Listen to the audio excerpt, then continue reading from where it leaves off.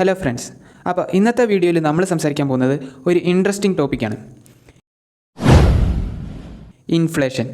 അപ്പോൾ എന്താണ് ഇൻഫ്ലേഷനിൽ ഇത്രമാത്രം ഇൻട്രസ്റ്റിംഗ് ആയിട്ടുള്ളത്? അതിന് ഞാനൊരു സിമ്പിളായിട്ടൊരു എക്സാമ്പിൾ പറയാം. ഇപ്പോൾ നമ്മുടെ അപ്പൂപ്പൻ്റെ കയ്യിൽ 1953 ഒരു 100 രൂപ ഉണ്ടായിരുന്നു എന്ന് കരുതുക. അത് അപ്പൂപ്പൻ ചിലവാക്കാതെ നമ്മുടെ അച്ഛൻ്റെ കൈ കൊടുത്തു. നമ്മുടെ അച്ഛനും അത് ചിലവാക്കാതെ നമുക്ക് തന്നു. ഇന്ന് 2024 ഇത് നമ്മുടെ കയ്യിലെത്തുമ്പോൾ അതിൻ്റെ രൂപവും നിറവും മാറിയതല്ലാതെ മറ്റു വ്യത്യാസങ്ങളൊന്നുമില്ല. പക്ഷേ അന്നത്തെ ആ ടൈം വെച്ച് കമ്പയർ ചെയ്യുമ്പോൾ ഇന്ന് ആ 100 രൂപയുടെ വാല്യൂ എന്ന് പറയുന്നത് 1 രൂപ 20 പൈസയാണ്. അതായത് അന്ന് നമുക്ക് 1 രൂപ 20 പൈസ വെച്ച് എന്താണോ വാങ്ങിക്കാൻ കഴിയുന്നത് അതായിരിക്കും ഇന്ന് 100 രൂപയ്ക്ക് നമുക്ക് വാങ്ങിക്കാൻ കഴിയുന്നത്. ഇപ്പോൾ കുറച്ച് ഇൻട്രസ്റ്റിംഗ് ആയി അല്ലേ?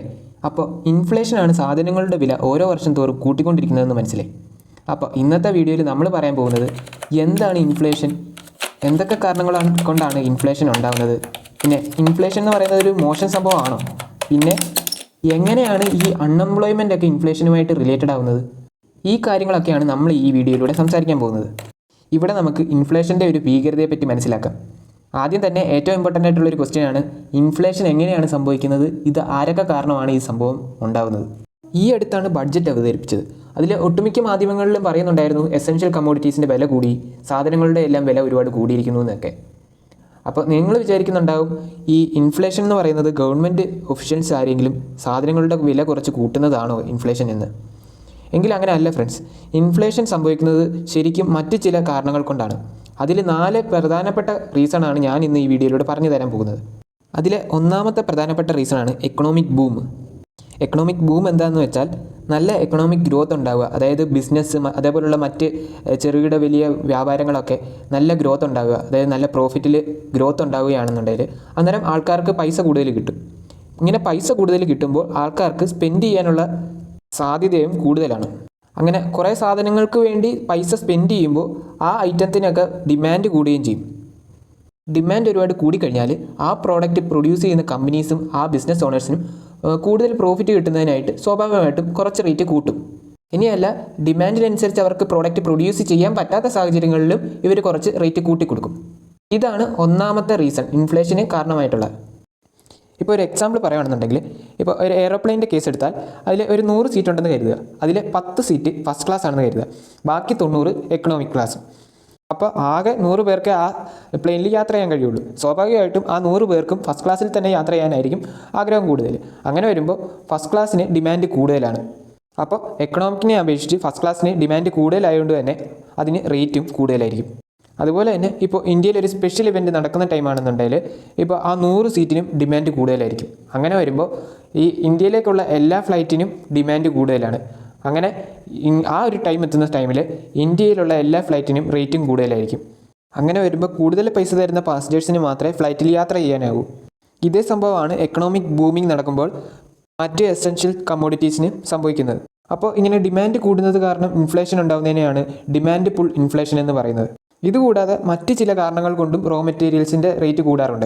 അതായത് മോശം കാലാവസ്ഥ കാരണം റൈസിൻ്റെയും വീറ്റിൻ്റെയൊക്കെ വില കൂടുക, ഓയിലിൻ്റെ വില കൂടുക, പിന്നെ ഗവൺമെൻറ് ഏതെങ്കിലും പുതിയ ടാക്സ് ഇമ്പോസ് ചെയ്യുമ്പോൾ റോ മെറ്റീരിയൽസിൻ്റെ റേറ്റ് കൂടുക, പ്രൈസ് കൂടുക, ആ റോ മെറ്റീരിയൽസ് ഉപയോഗിച്ച് പ്രൊഡ്യൂസ് ചെയ്യുന്ന പ്രോഡക്ട്സിൻ്റെ പ്രൈസ് കൂടുക, അതായത് ആ പ്രോഡക്റ്റിൻ്റെ പ്രൊഡക്ഷൻ്റെ പ്രൈസ് കൂടിയപ്പോൾ അതിൻ്റെ പ്രോഫിറ്റ് മെയിൻറ്റെയിൻ ചെയ്യുന്നതിന് വേണ്ടി ആ ചിലവ് നികത്താൻ വേണ്ടിയിട്ട് അതിൻ്റെ പ്രൈസ് കൂട്ടും. അങ്ങനെ ആ പ്രോഡക്റ്റിൻ്റെയും പ്രൈസ് കൂടുക. ഇങ്ങനെ പ്രൈസ് കൂടുന്നതിനെയാണ് കോസ്റ്റ് പുഷ് ഇൻഫ്ലേഷൻ എന്ന് പറയുന്നത്. ഇതാണ് രണ്ടാമത്തെ ടൈപ്പ് ഇൻഫ്ലേഷൻ. ഇനി മൂന്നാമത്തെ ഇൻഫ്ലേഷൻ എന്ന് പറയുന്നത് ഇപ്പോൾ എംപ്ലോയീസിൻ്റെ സാലറീസ് കൂട്ടുകയാണെന്ന് വിചാരിക്കുക. അതായത് ഗവൺമെൻറ്റും പിന്നെ മറ്റ് കമ്പനീസിലും ഉള്ള എംപ്ലോയീസിൻ്റെ സാലറി കൂട്ടിക്കൊടുക്കുക. അതായത് രാജ്യത്ത് അൺഎംപ്ലോയ്മെൻറ്റ് എന്ന് പറയുന്നത് വളരെ ലോ ആയിട്ടുള്ള ഒരു സാഹചര്യം വരുമ്പോൾ സ്വാഭാവികമായിട്ടും എല്ലാവർക്കും ജോലി ഉള്ള ടൈമാണ്. അന്നേരം ഒരു എംപ്ലോയിക്ക് റീപ്ലേസ് ചെയ്ത് മറ്റൊരു എംപ്ലോയിയെ കൊണ്ടുവരാൻ വളരെയധികം ബുദ്ധിമുട്ടായിരിക്കും. അപ്പോൾ ഉള്ള എംപ്ലോയീസിനെ നിർത്തുന്നതിനായിട്ട് കൂടുതൽ സാലറി കൊടുക്കേണ്ടതായിട്ട് വരും. അപ്പോൾ കൂടുതൽ സാലറി കൊടുക്കുമ്പോൾ എക്കണോമിക് ബൂമിംഗ് ഉണ്ടാകുന്നു, ഇൻഫ്ലേഷൻ ട്രിഗർ ചെയ്യുന്നു. ഈ ഇൻഫ്ലേഷന് പറയുന്നതാണ് വേജ് പുഷ് ഇൻഫ്ലേഷൻ. ഇനി നാലാമത്തതാണ് ഏറ്റവും പ്രധാനപ്പെട്ട ഇൻഫ്ലേഷൻ എന്ന് പറയുന്നത് കറൻസി ഡിപ്രിസിയേഷൻ. കറൻസി ഡിപ്രിസിയേഷൻ എന്ന് പറഞ്ഞാൽ ഗവൺമെൻറ് നോട്ട്സ് കൂടുതൽ പ്രിൻറ്റ് ചെയ്യുമ്പോൾ അതിൻ്റെ വാല്യൂ കുറയുന്നു. ഇതൊരു ഭയങ്കര റീസണാണ്. ഇത് കാരണം ഹൈപ്പർ ഇൻഫ്ലേഷൻ വരെ സംഭവിക്കാറുണ്ട്. 2008 വെനിസ്വേലയിലും സിംബാബ്വേയിലും ഒരിക്കലും സംഭവിച്ചിട്ടുണ്ടായിരുന്നു ഹൈപ്പർ ഇൻഫ്ലേഷൻ എന്ന് പറയുന്നത്. ഇനി നമ്മുടെ രാജ്യത്ത് ഇൻഫ്ലേഷൻ 10% ടച്ച് ചെയ്താൽ നമ്മൾ പറയും ഇത് ഒരുപാട് കൂടുതലായി, ഇൻഫ്ലേഷൻ ഒരുപാട് കൂടുതലായിട്ട് സംഭവിച്ചുകൊണ്ടിരിക്കുന്നു, ഒരുപാട് സാധനങ്ങളുടെ വില വളരെ വേഗത്തിലാണ് കൂടിക്കൊണ്ടിരിക്കുന്നതെന്ന്. എന്നാൽ വെനിസുലാമിൽ 2016-19 എടുത്ത് നോക്കി കഴിഞ്ഞാൽ അവരുടെ ഇൻഫ്ലേഷൻ റേറ്റ് എന്ന് പറയുന്നത് 5 കോടി % മുകളിലോട്ട് കൂടിയിരിക്കുന്നത്. അതുപോലെ തന്നെ സിംബാബ്വേയിൽ 2008 അവരുടെ കറൻസി വാല്യൂ എന്ന് പറയുന്നത് ഒരുപാട് കുറഞ്ഞത് കാരണം അവരുടെ ഗവൺമെൻറ്റിന് $1 മില്യൺ ഒരു നോട്ട് വരെ പ്രിൻറ്റ് ചെയ്യേണ്ടതായിട്ട് വന്നു. അതിനുശേഷം $1 ബില്യൺ നോട്ടും പ്രിൻ്റ് അടിച്ചിട്ടുണ്ടായിരുന്നു. അതിനുശേഷം $1 ട്രില്യൺ പ്രിൻറ്റ് ചെയ്യാൻ തുടങ്ങി. ഈ $1 ട്രില്യൺ സിംബാബ്വെ ഡോളേഴ്സിൻ്റെ വാല്യൂ എന്ന് പറയുന്നത് വെറും $1 ആയിരുന്നു. ഹൈപ്പർ ഇൻഫ്ലേഷൻ കാരണം എത്രത്തോളം പൈസയുടെ വാല്യൂ ആയിരുന്നു സിംബാബ്വേയിൽ കുറഞ്ഞത്. ഇതിന് എക്കണോമിക്കൽ റീസൺസിനേക്കാളും കൂടുതലായിട്ടും പൊളിറ്റിക്കൽ റീസൺസ് കാരണമാണ് ഹൈപ്പർ ഇൻഫ്ലേഷൻ ഉണ്ടായത്. കഴിഞ്ഞ കുറച്ച് കാലമായിട്ട് എല്ലാ കൺട്രീസിൻ്റെ ഇൻഫ്ലേഷൻ റേറ്റ് എന്ന് പറഞ്ഞത് വളരെയധികം താഴത്തേക്ക് പോയിരുന്നു. അതെന്തുകൊണ്ടാണെന്ന് പറഞ്ഞാൽ കുറച്ച് കാലം നമ്മുടെ രാജ്യത്തും മറ്റ് രാജ്യങ്ങളിലും എല്ലാം ലോക്ക്ഡൗൺ ആയിരുന്നു. അത് കാരണം എസെൻഷ്യൽ കമ്മോഡിറ്റീസിൻ്റെ ഡിമാൻഡ് താഴേക്ക് വന്നു. ആൾക്കാർ സാധനങ്ങൾ കുറച്ച് വാങ്ങാൻ തുടങ്ങി, ട്രാവലിംഗ് കുറഞ്ഞു, ട്രാൻസ്പോർട്ടേഷൻ ഇല്ലാതായി, ആരുടെയും കയ്യിലും പൈസയും ചിലവാക്കാനുള്ള പൈസയും ഇല്ലാണ്ടായി. ഓവറോൾ ഡിമാൻഡ് വളരെയധികം കുറഞ്ഞിരുന്നു. അത് കാരണം ഇൻഫ്ലേഷൻ റേറ്റും വളരെയധികം കുറവായിരുന്നു. ഞാൻ ഫസ്റ്റ് പറഞ്ഞ ഡിമാൻഡ് പുൾ ഇൻഫ്ലേഷൻ്റെ നേരെ ഓപ്പോസിറ്റ് സംഭവമാണ് ഇവിടെ കാണാൻ സാധിച്ചത്.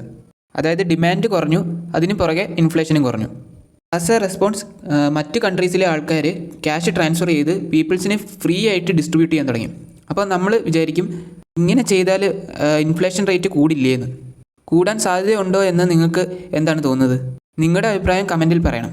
ഞാൻ ഇതിനുള്ള ഉത്തരം ഈ വീഡിയോയിൽ തന്നെ പുറകെ പറയുന്നതായിരിക്കും. അപ്പോൾ എങ്ങനെയാണ് ഇൻഫ്ലേഷൻ സംഭവിക്കുന്നതെന്ന് മനസ്സിലായി. ഇനി മറ്റൊരു പ്രധാനപ്പെട്ട ഒരു ചോദ്യമാണ്, ഇൻഫ്ലേഷൻ എന്നത് അത്യാവശ്യം വേണ്ട കാര്യമാണോ? ഇനി ഇൻഫ്ലേഷൻ 0% ആയാൽ എന്തെങ്കിലും പ്രശ്നമുണ്ടോ? നിങ്ങൾ വിചാരിക്കുന്നത് ഇത് വളരെ നല്ലൊരു കാര്യമാണ്, സാധനങ്ങളുടെ വിലക്കയറ്റമൊന്നും വളരെയധികം കൂടുന്നില്ല, നമുക്ക് ഒരുപാട് ഗുണങ്ങളുണ്ട്, നമ്മുടെ എല്ലാ ആവശ്യങ്ങളും വളരെ അഫോർഡബിളായിട്ട് കിട്ടും, ഒരുപാട് പൈസ നമുക്ക് സേവ് ചെയ്യാൻ പറ്റും, സേവ് ചെയ്യുന്ന പൈസ ഓവർ ടൈം ഡിപ്രിസിയേഷൻ ഒന്നും സംഭവിക്കുന്നില്ല. പക്ഷേ നിങ്ങളൊന്ന് ഡീപ്ലി തിങ്ക് ചെയ്യുകയാണെങ്കിൽ നമ്മൾ മുമ്പ് പറഞ്ഞ ഇൻഫ്ലേഷൻ കാരണമാകുന്ന കുറച്ച് റീസൺസ് നോക്കിയാൽ നമുക്ക് മനസ്സിലാവും 0% ഇൻഫ്ലേഷൻ ഒരിക്കലും നല്ലതല്ല എന്ന്. ഇൻഫ്ലേഷൻ 0 ആകുമ്പോൾ നമുക്ക് സാലറി ഹൈക്ക് ഒന്നും ഉണ്ടാവില്ല, അതെപ്പോഴും കോൺസ്റ്റൻ്റ് ആയിരിക്കും. ഇന്ന ജോലിക്ക് ഫിക്സഡ് ആയിട്ടൊരു എമൗണ്ട്, അത്രേ ഉള്ളൂ. ഇനി സാലറി താഴേക്ക് പോവുകയാണെങ്കിൽ അത് നെഗറ്റീവ് ആയിരിക്കും. നെഗറ്റീവ് ഇൻഫ്ലേഷൻ സംഭവിക്കുന്നതിന് നമ്മൾ പറയുന്നതാണ് ഡിഫ്ലേഷൻ. ഇനി ഡിഫ്ലേഷൻ സംഭവിച്ചു കഴിഞ്ഞാൽ സാലറി കുറയുമെന്ന് മാത്രമല്ല, സാധനങ്ങളുടെ വില ഓരോ വർഷം കൂടുന്തോറും കുറഞ്ഞുകൊണ്ടിരിക്കും.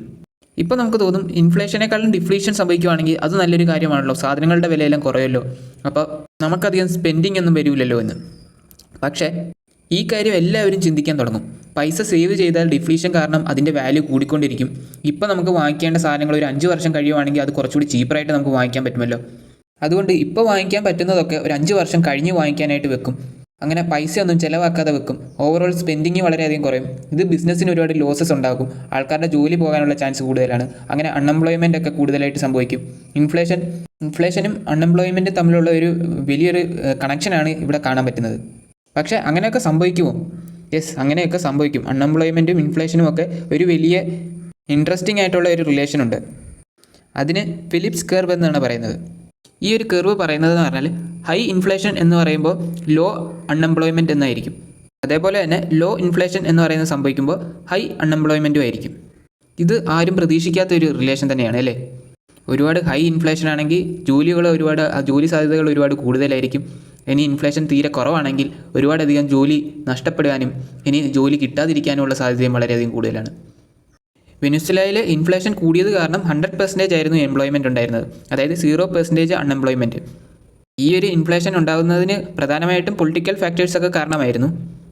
ഇപ്പോൾ നമുക്ക് മനസ്സിലായി ഇൻഫ്ലേഷൻ ഒരുപാട് കുറഞ്ഞു കഴിഞ്ഞാലും പ്രശ്നമാണ്, ഒരുപാട് കൂടിയാലും പ്രശ്നമാണെന്ന്. അപ്പോൾ എന്തായിരിക്കും ഇൻഫ്ലേഷൻ്റെ ഒരു ബെസ്റ്റ് വാല്യൂ എന്ന് പറയുന്നത്? അപ്പോൾ ഹൈപ്പർ ഇൻഫ്ലേഷൻ സംഭവിച്ചു കഴിഞ്ഞാൽ ഭയങ്കര വിലക്കയറ്റവും ജീവിക്കാനുള്ള ചിലവ് വളരെയധികം കൂടുതലുമായിരിക്കും. ഇനി കുറഞ്ഞു കഴിഞ്ഞാൽ അൺഎംപ്ലോയ്മെൻറ്റ് അതേപോലുള്ള ബുദ്ധിമുട്ടുകളുമായിരിക്കും. അപ്പോൾ എന്തായിരിക്കും ഏറ്റവും നല്ലൊരു ലെവൽ എന്ന് പറയുന്നത്?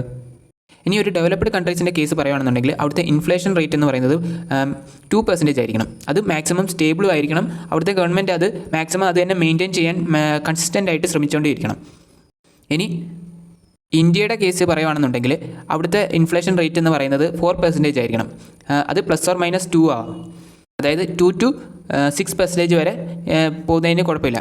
ഇതെപ്പോഴും നല്ലതായിരിക്കും. കാരണം പ്രൈസസ് ഒക്കെ എപ്പോഴും സ്റ്റേബിൾ ആയിരിക്കും. എംപ്ലോയ്മെൻ്റ് ഒക്കെ മാക്സിമം ആയിരിക്കും സംഭവിക്കുന്നത്. ഈ ഇൻഫ്ലേഷൻ കൺട്രോൾ ചെയ്യേണ്ടത് സെൻട്രൽ ഗവൺമെൻറ് ഉത്തരവാദിത്തമാണ്. ഇത് നമ്മുടെ ഇന്ത്യയിലാണെങ്കിൽ RBI ആണ് ഇത് കൈകാര്യം ചെയ്യുന്നത്. മെയിനായിട്ട് അവർ കൺട്രോൾ ചെയ്യുന്നത് നമ്മുടെ ഇൻട്രസ്റ്റ് റേറ്റ് കൂട്ടിയും കുറച്ചുമാണ്. ഇങ്ങനെ ഇൻട്രസ്റ്റ് റേറ്റ് ഒക്കെ കൂട്ടുന്നതിന് പറയുന്നതാണ് റിപ്പോ റേറ്റ് എന്ന് പറയുന്നത്. റിപ്പോ റേറ്റ് എന്ന് പറയുന്നത് ഇപ്പോൾ നമ്മൾ ഒരു ബാങ്കിൽ നിന്ന് ലോൺ എടുക്കുകയാണെന്ന് വിചാരിക്കുക. അപ്പോൾ ആ ലോണ് നമ്മൾ തിരിച്ചടയ്ക്കുന്നത് ഒരു ഇൻട്രസ്റ്റ് റേറ്റ് ഉൾപ്പെടെ ആയിരിക്കും. അപ്പോൾ അവിടെ ഒരു ഇൻട്രസ്റ്റ് റേറ്റ് ഉണ്ട്. അതേപോലെ തന്നെ RBIയിൽ നിന്ന് ലോൺ എടുക്കുന്നത്, RBIയിൽ നിന്ന് ബാങ്കുകൾ ലോൺ എടുക്കുന്നു. അപ്പോൾ അവർക്ക് ഒരു ഇൻട്രസ്റ്റ് റേറ്റ് അടയ്ക്കണം. ആ ഇൻട്രസ്റ്റ് റേറ്റിനെയാണ് നമ്മൾ റിപ്പോ റേറ്റ് എന്ന് പറയുന്നത്. അപ്പോൾ ഹയ്യർ റിപ്പോ റേറ്റ് വരുന്ന സമയത്ത് ബാങ്കുകൾ ലോൺ എടുക്കുന്നത്, RBIയിൽ നിന്ന് ലോൺ എടുക്കുന്നത് വളരെയധികം കുറവായിരിക്കും. അതേപോലെ തന്നെ ബാക്കിയുള്ളവർക്ക് ലോൺ കൊടുക്കുന്നത്, അതായത് നമുക്ക് ബാങ്ക് ലോൺ തരുന്നത് ഇൻട്രസ്റ്റ് റേറ്റ് വളരെയധികം കൂട്ടിയായിരിക്കും. അങ്ങനെ വരുമ്പോൾ നമ്മൾ ലോൺ എടുക്കുന്നതും വളരെയധികം കുറയും. അങ്ങനെ ലോൺ എടുക്കുന്നത് കുറയുമ്പോൾ ലെസ് മണി സർക്കുലേഷൻ ആയിരിക്കും ഉണ്ടാകുന്നത്. അത് ഇൻഫ്ലേഷനെ വളരെയധികം ലോ ആക്കും, അതായത് ലോ ഇൻഫ്ലേഷൻ ഉണ്ടാകും. ഇനി അതിന് ഓപ്പോസിറ്റായിട്ട് ഇനിയിപ്പോൾ ലോവർ റിപ്പോ റേറ്റ് ഉണ്ടെന്നുണ്ടെങ്കിൽ ബാങ്കുകൾ അധികം ലോൺ എടുക്കാൻ കൂടുതൽ എടുക്കുകയും ചെയ്യും. അതുപോലെ തന്നെ നമുക്ക് വരുന്ന ലോണിന് ഇൻട്രസ്റ്റ് റേറ്റ് കുറയ്ക്കുകയും ചെയ്യും. അപ്പോൾ കൂടുതൽ ആൾക്കാർ ലോൺ എടുക്കുകയും ചെയ്യും, പൈസ എക്കണോമിയിൽ അധികം സർക്കുലേറ്റ് ചെയ്യുകയും ചെയ്യും. അപ്പോൾ ഇൻഫ്ലേഷൻ ഒരുപാട് കൂടുകയും ചെയ്യും. ഇങ്ങനെയാണ് RBI മെയിനായിട്ട് ഇൻഫ്ലേഷനെ കൺട്രോൾ ചെയ്ത് മെയിൻറ്റെയിൻ ചെയ്തുകൊണ്ടിരിക്കുന്നത്. ഇത് കൂടാതെ കറൻസി കൂടുതൽ പ്രിൻറ്റ് ചെയ്യുമ്പോഴും ഇൻഫ്ലേഷൻ കൂട്ടുന്നു. കൂടുതൽ പ്രിൻറ്റ് ചെയ്യുന്നതനുസരിച്ച് ഇൻഫ്ലേഷൻ കൂട്ടാൻ മാത്രമേ പറ്റുള്ളൂ, തിരിച്ച് കുറയ്ക്കാൻ പറ്റില്ല. ഇനി ഗവൺമെൻറ് കൺട്രോൾ ചെയ്യുന്നതെന്ന് പറഞ്ഞാൽ ടാക്സ് കൂട്ടിയും കുറച്ചാണ്. ടാക്സ് കൂട്ടുമ്പോൾ ആൾക്കാരുടെ അധികം എക്സ്പെൻഡിച്ചറും സ്പെൻഡിങ്ങും കുറയുന്നു. അങ്ങനെ ഇൻഫ്ലേഷൻ കുറയ്ക്കാൻ പറ്റുന്നു. ടാക്സ് കുറയുമ്പോൾ ഇൻഫ്ലേഷൻ കൂടുന്നു. അങ്ങനെ ഗവൺമെൻറ്റിന് ഇൻഫ്ലേഷനെ കൺട്രോൾ ചെയ്യാൻ പറ്റും. അപ്പോൾ നമ്മൾ പഠിച്ച അനുസരിച്ച് എക്കണോമിക് ഗ്രോത്തും ഈ ഒരു ഇൻഫ്ലേഷനും തമ്മിലൊരു ഡയറക്റ്റ് റിലേഷനാണുള്ളത്. അതായത് എക്കണോമിക് ഗ്രോത്ത് കൂടുന്നതനുസരിച്ച് ഇൻഫ്ലേഷനും കൂടുന്നു, എക്കണോമിക് ഗ്രോത്ത് കുറയുന്നതനുസരിച്ച് ഇൻഫ്ലേഷൻ കുറയുകയും ചെയ്യുന്നു. പക്ഷേ ഇതല്ലാതെ വേറൊരു കേസും കൂടി ഉണ്ട്. അതായത് എക്കണോമിക് ഗ്രോത്ത് ഇല്ലാത്ത സമയത്ത്, അതായത് കൺട്രി റിസഷനായിട്ടുള്ള സമയത്തും ഇൻഫ്ലേഷൻ കൂടുന്നതായിട്ട് കാണാം. ഇങ്ങനെ സംഭവിക്കുന്നതിനെയാണ് പറയുന്നത് സ്റ്റാഗ്ഫ്ലേഷൻ എന്ന്. ഇതെന്ന് പറയുന്നത് കൺട്രി ഇപ്പോൾ റിസഷനിലാണെങ്കിൽ പോലും ഇപ്പോൾ കോസ്റ്റ്, അതായത് സാധനങ്ങളുടെ വില ഈ ബാഡ് വെതർ കാരണം, കോസ്റ്റ് പുഷ് ഇൻഫ്ലേഷൻ, ആ ഒരു ഇൻഫ്ലേഷൻ കാരണം മെറ്റീരിയൽസിൻ്റെ വില കൂടുകയും റോ മെറ്റീരിയൽസിൻ്റെ വില കൂടുതലായത് കാരണം പ്രൊഡക്ട്സിൻ്റെ വില കൂടുകയും ചെയ്യുന്നു. ഇങ്ങനെ വരുന്ന ഇൻഫ്ലേഷനെയാണ് സ്റ്റാഗ്ഫ്ലേഷൻ എന്ന് പറയുന്നത്. ഇനി ഇത് കൂടാതെ എക്കണോമിക് ഗ്രോത്ത് കൂടുന്നുമുണ്ട്, പക്ഷേ ഇൻഫ്ലേഷൻ കൂടാതെ ഡിഫ്ലേഷനിലേക്ക് പോകുന്നു. ഇങ്ങനെ വരുന്ന കേസും ഉണ്ട്. ഈ ഒരു കേസിന് US ഇതായിട്ടുണ്ടായിരുന്നു. അതായത് USA 1870 തൊട്ട് 1890 ഇടയിൽ അവരുടെ ഇൻഫ്ലേഷൻ റേറ്റ് 2% താഴേക്ക് വരികയും അത് ഡിഫ്ലേഷനിലേക്ക് പോവുകയും ചെയ്തു. അതായത് അൺഎംപ്ലോയ്മെൻറ്റ് കൂടുതലായിട്ട് വന്നു. പിന്നെ എംപ്ലോയീസിനൊന്നും സാലറി കുറവാകുകയും ചിലർക്ക് ജോലി നഷ്ടപ്പെടുകയും ഒക്കെ ചെയ്യുന്നുണ്ടായിരുന്നു. അതേസമയം അവരുടെ പ്രൊഡക്ടിവിറ്റി കൂടുതലുമായിരുന്നു. അതേപോലെ തന്നെ എക്കണോമിക് ഗ്രോത്തും ഭയങ്കര കൂടുതലായിരുന്നു. അതായത് ടെക്നോളജിയിലൊക്കെ വളരെ പീക്കിൽ നിന്ന ടൈം ആയതുകൊണ്ട് തന്നെ അതിൽ നിന്ന് തിരിച്ച് കരകയറാനും ഇവർക്ക് സാധിച്ചു. ഇവിടെ നമ്മൾ എക്കണോമിക് ഗ്രോത്തും ഇൻഫ്ലേഷനും തമ്മിലുള്ള ഒരു റിലേഷൻ്റെ 3 കേസസ് നമ്മൾ നോക്കി. അതായത് എക്കണോമിക് ഗ്രോത്ത് ഉള്ളപ്പോൾ ഇൻഫ്ലേഷൻ കൂടുന്ന ഒരു കേസ്, എക്കണോമിക് ഗ്രോത്ത് ഉള്ളപ്പോൾ തന്നെ ഇൻഫ്ലേഷൻ കുറയുന്ന ഒരു കേസ്, എക്കണോമിക് ഗ്രോത്ത് ഇല്ലാതെ അതായത് റിസഷൻ ടൈമിൽ പോലും ഈ ഇൻഫ്ലേഷൻ കൂടുന്ന ഒരു കേസ്. ഈ 3 കേസ് നമ്മൾ നോക്കിയിരുന്നു. ഇനി നമുക്ക് മുമ്പേ ചോദിച്ചൊരു ചോദ്യത്തിലേക്ക് വരാം. അതായത് ലോക്ക്ഡൗൺ ടൈമിൽ മറ്റ് കൺട്രീസിൽ നിന്നും ഫണ്ട് ഇങ്ങോട്ട് ഇൻവെസ്റ്റ് ചെയ്ത് കഴിഞ്ഞാൽ അത് പീപ്പിൾസിന് ഫ്രീ ആയിട്ട് ഡിസ്ട്രിബ്യൂട്ട് ചെയ്ത് കഴിഞ്ഞാൽ അത് ഇവിടുത്തെ ഇൻഫ്ലേഷൻ കൂട്ടുമോ ഉള്ളതെന്ന്. എന്നാൽ എൻ്റെ അഭിപ്രായത്തിൽ അത് ഇൻഫ്ലേഷനെ ചേഞ്ചസ് ഒന്നും വരുത്താൻ പോകുന്നില്ല. കാരണം ആൾക്കാർക്കിടയിൽ പൈസ കൂടുതൽ വന്നാൽ കൂടെ അത് മാർക്കറ്റിലേക്കോ അല്ലെങ്കിൽ അത് സർക്കുലേറ്റ് ചെയ്യുന്നതിനുള്ള സാഹചര്യം ഒന്നും ആ ഒരു ലോക്ക്ഡൗൺ പീരീഡിൽ ഉണ്ടാകുന്നില്ല. കാരണം ഡിമാൻഡ് ഒന്നും ഇല്ല, ട്രാവല്, ഈ ഒരുപാട് എക്സ്പെൻഡിച്ചറിനൊന്നും പറ്റുന്നില്ല. അപ്പോൾ ഈ ഇൻഫ്ലേഷൻ അവിടെ കൂടുന്നില്ല. അപ്പോൾ ഈ വീഡിയോ എല്ലാവർക്കും ഇൻഫോർമേറ്റീവ് ആയെന്ന് വിചാരിക്കുന്നു. അപ്പോൾ ഇതുമായിട്ട് ബന്ധപ്പെട്ട് നമ്മൾ ഈ വർഷത്തെ ബഡ്ജറ്റിൻ്റെ ഒരു കേസ് സ്റ്റഡിയും കൂടി നോക്കുന്നുണ്ട്. അപ്പോൾ ആ വീഡിയോ ഉടനെ വരുന്നതായിരിക്കും. ഈ വീഡിയോ എല്ലാവർക്കും ഇഷ്ടമായെങ്കിൽ ലൈക്ക് ചെയ്യുക, ചാനൽ സപ്പോർട്ട് ചെയ്യുക. താങ്ക്